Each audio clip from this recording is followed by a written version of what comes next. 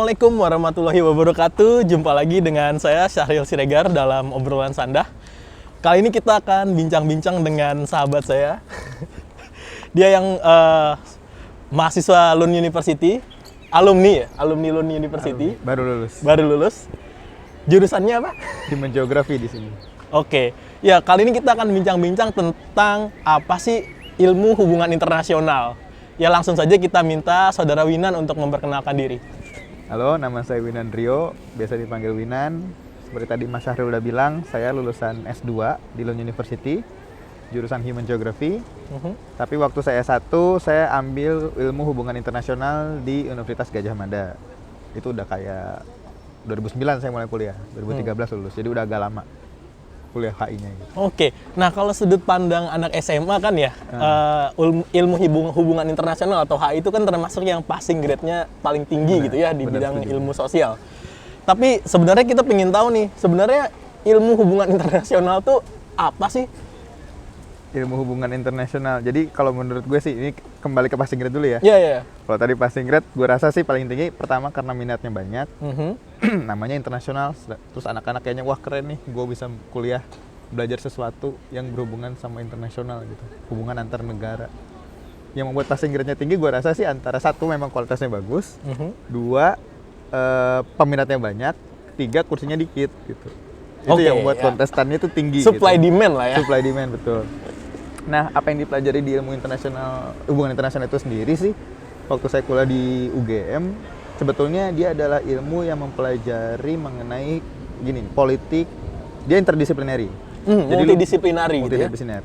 Jadi dia belajar politik secara umum ya, dan lu ketika lulus juga lu akan dapat sarjana ilmu politik biasanya, atau sarjana hubungan internasional. Jadi lu belajar politik, ekonomi, dan hukum secara umum, tapi dalam level yang global. Oke.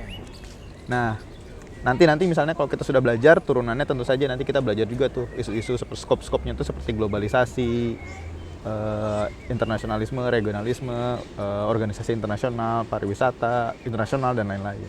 Jadi itu sih yang dibahas interdisipliner dia. Oke, nah mungkin kalau kita ngomongin UGM mungkin itu dulu tahun berapa? 2009 gue masuk. 2009 masuk ya. Jadi mungkin kalau sekarang udah beda ya, mohon maaf ya. Iya, ini udah lama. Apa yang kita pengalaman kita dulu kan. Iya, udah nah, lama. Terus kalau misalnya scopes ya, dalam artian di UGM sendiri, itu ada nggak kayak misalnya konsentrasi peminatan lagi dalam S1 hubungan internasional? Ya, itu gue rasa sih di tempat lain juga sama ya. Jadi ketika lo mengambil ilmu HI, lo bisa memilih untuk fokus ke salah satu scope. Jadi kalau di kami, kalau saya tidak salah ingat ya, dulu lu bisa ngambil misalnya organisasi internasional, ekonomi internasional, regionalisme ya, maksudnya seperti Uni Eropa atau ASEAN. Kajian wilayah gitu ya? Kajian wilayah beda lagi. Oh, kajian wilayah beda. Jadi regionalisme ini lebih membicarakan mengenai organisasi negara yang berada dalam satu lingkup geografi. Seperti ASEAN atau Uni Eropa tadi. Terus juga misalnya nanti kemudian ada juga namanya regional study. Itu yang kajian wilayah tadi. Kajian wilayah seperti Amerika Latin, betul, Eropa, Asia Tenggara, Timur Tengah atau lain-lain. Jadi ada beberapa scope itu yang bisa kalian nanti kemudian untuk pelajari dan diperdalam. Sehingga kalian nanti akan lulus dengan mayor di salah satu scope itu gitu. Oke, nah terus juga kalau misalnya kita lihat tokoh-tokoh hubungan internasional nih ya, misalnya Sultan Syahrir juga ya kalau nggak salah dulu saya pernah baca, itu mereka rata-rata menguasai beberapa bahasa internasional gitu, misalnya bisa bahasa Inggris, bahasa Jepang, ya seperti itu. Itu apakah mahasiswa HI juga dituntut untuk seperti itu atau gimana? Nah, kalau misalnya kita bicara mengenai Sultan Syahrir atau beberapa tokoh nasional gitu yang berkecimpung dalam diplomasi, itu hal yang berbeda dengan international relations. Jadi walaupun diplomasi adalah scope dari international relations, tapi diplomasi tidak berat. Well, diplomasi is international relations, tapi international relations tidak melulu mengenai diplomasi. Nah, tadi gimana pertanyaannya? Apakah juga mahasiswa HI dituntut untuk menguasai multi language? Untuk multi bahasa sebetulnya ketika lu ingin berkecimpung gitu dalam dunia diplomasi, akan sangat baik ketika lu mempunyai menguasai bahasa lain selain bahasa Inggris. Karena itu akan membantu lo, terutama ketika lo belajarnya regional ya. Misal lo misalnya majornya di Amerika Latin, akan sangat baik ketika lo bisa bahasa Spanyol. Kenapa? Karena lo bisa mempelajari misalnya Literatur bener. Dan ketika lu berkecimpung di diplomasi itu sangat berguna untuk relate gitu sama orang-orang dari Amerika Latin.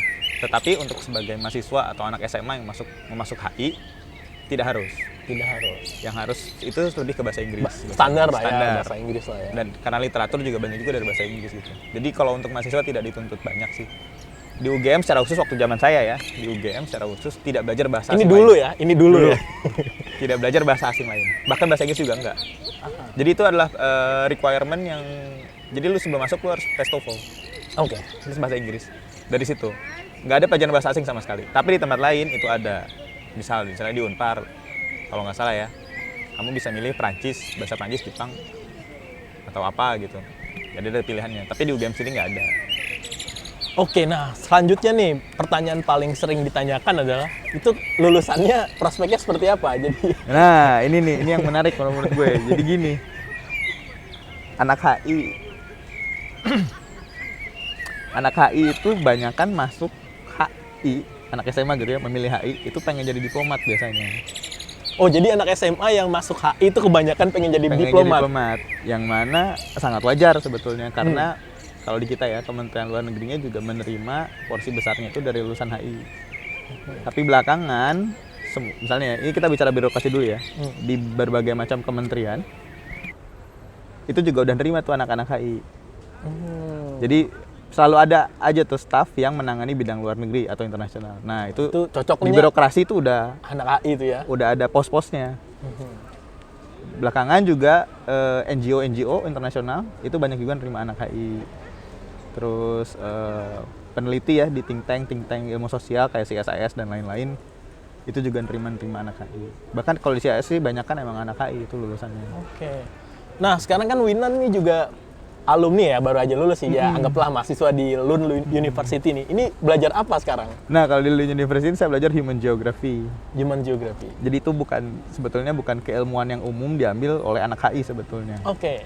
Jadi belajar dari nol lagi gitu? Belajar dari nol lagi. Jadi apa yang saya pahami misalnya mengenai realism atau idealism itu berbeda sama apa yang saya pahami waktu saya belajar HI sampai sekarang. Persamaannya tapi tetap waktu dulu di HI tetap ada cakupan sedikit lah ya tentang geografi gitu? Ya, ketika kita ngomongin regional studies itu ada.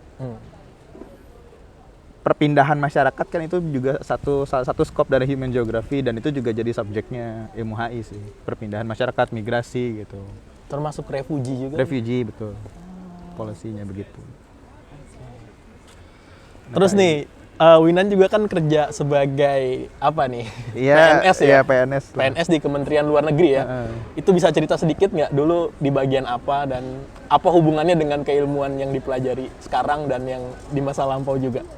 Kalau di masa lalu ya jelas ya, maksudnya di Kementerian Luar Negeri dia nerima paling banyak adalah lulusan HI. Ya. Walaupun sekarang walaupun sekarang porsi anak hukum, anak ekonomi juga semakin banyak.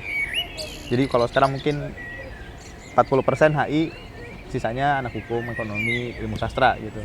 Yang punya kemampuan bahasa asing yang sangat baik di luar bahasa Inggris. Kalau saya dulu sebelum saya kuliah di sini di Kemlu saya menangani Des Timur Tengah. Timur Tengah. Walaupun saya dulu majornya Amerika Latin. Oh jadi waktu S1 kuliah, topiknya Amerika Latin. Terus kerjaan Timur Tengah. Oke. Tapi saya juga ngambil beberapa kuliah sih, jadi penyesuaiannya tidak terlalu sulit bagi saya untuk memahami situasi politik di Timur Tengah gitu. Oke. Nah hubungannya sama yang sekarang Human Geography adalah karena kan kita kalau di kementerian suka banyak pertemuan gitu ya, suka banyak rapat antar kementerian, antar lembaga gitu. Suatu hari saya pernah mendatangi sebuah rapat di mana membahas urusan yang sangat geografis gitu. Jadi nggak melulu soal internasional gitu kan, kita juga ada pengembangan ekonomi wilayah, development gitu-gitu. Nah menurut saya dan menurut waktu itu saya berdiskusi juga dengan atasan saya, kita perlu sebuah keilmuan yang agak lebih dalam membahas daripada di skop politik gitu. Waktu itu kita come up dengan diskusi bahwa ya mungkin kita butuh orang-orang yang geografi, memiliki kepahaman spasial, human geography, geospasial dan gitu-gitu. Karena itu juga ternyata jadi salah satu subjek kerjasama internasional. Misalnya gini, saya membahas tentang geothermal. kita di level Kemlu gitu dengan negara lain secara bilateral ataupun multilateral kita punya komitmen untuk mengurangi emisi gas karbon. Salah satunya dengan mengembangkan renewable energy. Nah, kalau kita cuma tahu masalah politiknya, tidak memahami apa itu isi dari kerjasama, nggak bisa dong. Gitu, nggak bisa gitu. Jadi kita butuh seorang yang lebih paham mengenai hal ini. Gitu. Jadi itu sih ngaitin gitu. Supaya lebih detail aja apa yang jadi diskusi kita di kantor gitu. Oke. Terus ke depannya nih, setelah lulus dari sini, rencana ke depannya apa nih, Mas Minan? Karena ke depan nih, kalau saya kan PNS ya, berarti saya harus kembali. Ini jadi gini, kalau di PNS biasanya ada kesempatan bagi pegawai itu untuk mengambil tugas belajar. Berarti sekarang kan tugas belajar. Belajar setelah 2 tahun. Nah, saya mengambil kesempatan itu, tentu dengan cari beasiswa sendiri kan. Sudah dapat beasiswa, sudah dapat kampus, akhirnya saya izin untuk ngambil tugas belajar. Kebetulan diizinkan selama 2 tahun. Setelah itu kami harus kembali. Nah, kebetulan karena saya udah lulus, beberapa hari lagi saya akan kembali tuh ke Jakarta, kembali ke tempat yang sama, bahas Timur Tengah lagi. Gitu. Oke, terus ngomong-ngomong Kemenlu nih, bener nggak sih kalau PNS Kemenlu itu mayoritas akan dipekerjakan di luar negeri? Di Kemlu tuh ada beberapa formasi ya untuk sebagai PNS. Secara umum ada pejabat dinas luar negeri, ada pejabat dinas dalam negeri. Oke. Jadi yang di dalam negeri tentu tugas utamanya adalah bekerja di ibu kota ya, di kapital, di Jakarta, di pusat gitu. Pekerjaan-pekerjaan administratif biasanya. Dan juga ngurusin ini juga apa? Arsip gitu-gitu. Kerjaan tata usaha itu biasanya ditangani oleh pejabat dinas luar negeri. Tapi untuk pejabat dinas luar negeri tentu saja ada periode ketika kami harus diberangkatkan. Penempatan gitu penempatan, ya? Betul. Biasanya selang-seling ya, 3 tahun di Jakarta, 3 tahun luar negeri gitu. Jadi sepanjang karirnya misalnya selama 30 tahun akan dibagi tuh. 3 tahun di Jakarta, 3 tahun di luar negeri, 3 tahun di Jakarta lagi, bolak-balik. Tapi luar negerinya bisa pindah-pindah lagi gitu ya? Luar negerinya pindah-pindah biasanya sih, tidak akan. Misalnya kita penempatan pertama di Tokyo, lalu setelah 3 tahun kita pulang ke Jakarta, 3 tahun kemudian kita akan berangkat. Biasanya sih nggak ke Tokyo lagi, biasanya kemana gitu, ke Amerika atau ke Mozambik gitu misalnya. Seperti itu. Oke, nah terus sekarang nih kan mumpung masih, ya baru lulus sih, tapi waktu kemarin mengerjakan tesis itu ada hubungannya dengan Swedia atau dengan Indonesia? Objeknya? Waktu saya tesis sih mengenai Indonesia ya. Oh, mengenai Indonesia. Karena dari awal saya udah nge-pitch itu juga ke beasiswa saya, ke atasan saya. Idenya itu mengenai pengembangan yang saya bilang tadi sih, geothermal di Indonesia gitu. Jadi yang saya bahas di sini, karena ternyata pengembangan geothermal itu nggak cuma membahas lokal juga, ada level internasionalnya juga. Ada kepentingan kita yang sudah komitmen gitu. Ini dari segi apa ya? Dari segi kebijakan atau apa yang kajian Mas Winan bahas ini? Lebih ke kebijakan ya. Kebijakan. Jadi kan karena itu ternyata tidak bermainnya di nasional ke bawah, tapi ada global interest-nya juga gitu. Karena kita sudah komitmen kan untuk mengurangi emisi. Selain itu juga ternyata pengembangan pembangkit listrik tenaga panas bumi ini juga tidak terlepas dari kerjasama bilateral dan multilateral. Karena ada pendanaan-pendanaan yang harus dikerjasamakan misalnya dengan Jepang atau dengan World Bank. Tapi kita punya kan ya sekarang kayak di Wayang Windu ya kalau nggak salah. Kita punya beberapa geothermal ya. Iya. Ya kita punya beberapa sih. Yang paling besar itu ada di Kamojang, Bandung, Jawa Barat juga Jawa Barat betul, ada di Sarula tuh. Yang gede juga, paling gede di Sarula. Kemudian yang baru ya ini yang jadi objek penelitian saya di Ulu Belu di Lampung. Jadi sudah ada beberapa, di Karaha juga ada di Sulawesi Utara. Jadi kalau dari potensi kan kita ngomong ini cincin api tuh. Negara kita Ring of Fire. Jadi ya itu potensinya besar sekali untuk geothermal. Tapi belum ini ya, artinya belum terlalu eksplorasi. Belum maksimal gitu. Betul. Masih banyak sekali yang harus kita lakukan. Kita kan konon kita punya 29 gigawatt, tapi sampai sekarang baru 1 gigawatt yang kita. Wah, masih jauh sekali. Jauh banget ya. Jadi makanya itu kan membuka peluang kita untuk lebih optimal. Tapi karena itu mencakup juga global interest, harusnya juga ada orang-orang yang memiliki kepahaman itu di level internasional gitu loh. Level kebijakan. Baik, terakhir nih. Pesan untuk ya yang nonton video ini, misalnya anak-anak SMA yang mau masuk jurusan HI, punya pesan nggak dari alumni? Nih, maksud gue gini ya. HI, betul, HI itu adalah jurusan yang peminatnya paling banyak. Terus dia kompetisinya juga sangat ketat karena jumlah peminatnya itu yang banyak. saran saya niatkan lah, itu yang pertama. Lu kalau masuk HI nggak cuma untuk jadi diplomat ya, bisa jadi apa aja kan. Masuk HI niat dari awal. Nah itu yang pertama ya. Yang kedua kalau menurut gue, anak HI itu relevan kalau lu ngerti sejarah sama hukum internasional. Tapi sejarah sama hukum internasional tadi kan emang dibahas juga kan, dipelajari juga. Akan dipelajari juga, tapi maksud gue ketika Walaupun lu penting memiliki, belajar sendiri juga ya, itu penting. ketika lu memahami itu, ilmu HI lu akan lebih relevan. Karena kalau gue lihat sih banyak yang kayak sekedar keren aja gitu untuk kuliah HI. Oke. Nggak masalah sih sebetulnya, tapi akan lebih baik gitu. Karena nantinya ilmu politik, ya itu kan terkait ilmu politik juga ya.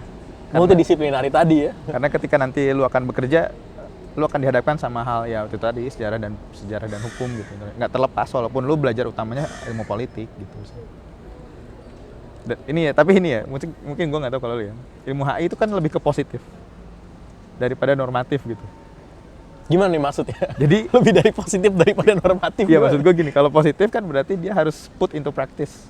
Aha, itu Output maksudnya. dari ilmunya, kalau menurut gue ya, ini menurut gue. Output dari ilmunya adalah foreign policy.